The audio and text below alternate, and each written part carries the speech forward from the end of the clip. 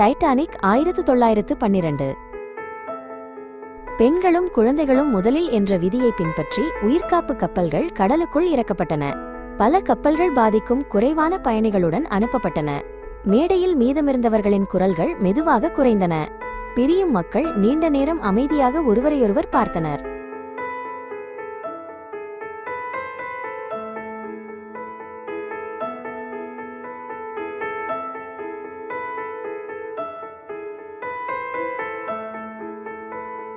மேடையின் ஒரு பக்கத்தில் இசைக்குழு கடைசி நொடி வரை இசை வாசித்தது. அந்த இசை சிறிது நேரம் பயத்தையும் குழப்பத்தையும் அமைதிப்படுத்தியது. உறையும் இரவு காற்றில் அந்த மெலடிகள் இருளில் கரைந்தன. கப்பல் தடுக்க முடியாத வகையில் மேலும் மேலும் ஆழமாக மூழ்கியது.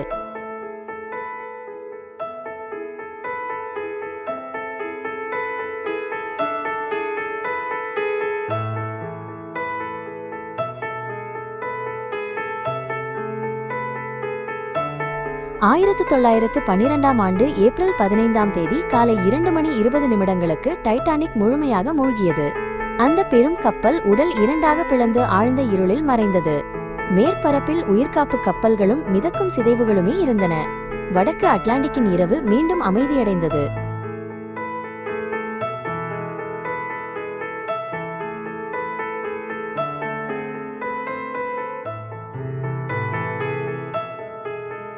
நீண்ட இரவுக்கு பிறகு விடியற்கால ஒளி மெதுவாக கிழக்கில் பரவியது. அவசர செய்திகளை பெற்றுக்கொண்டு விரைந்து வந்த கார்பேத்தியா கப்பல் சம்பவ இடத்தை அடைந்தது. மொத்தம் 710 பேர் பனிக்குளிர்ந்த கடலிலிருந்து மீட்கப்பட்டனர்.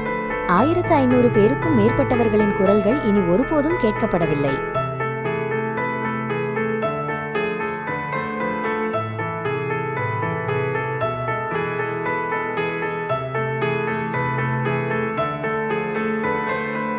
டைட்டானிக்கின் சிதைவுகள் இப்போது வடக்கு அட்லாண்டிக் கடலின் அடியில் சுமார் 4000 மீட்டர் ஆழத்தில் கிடக்கின்றன.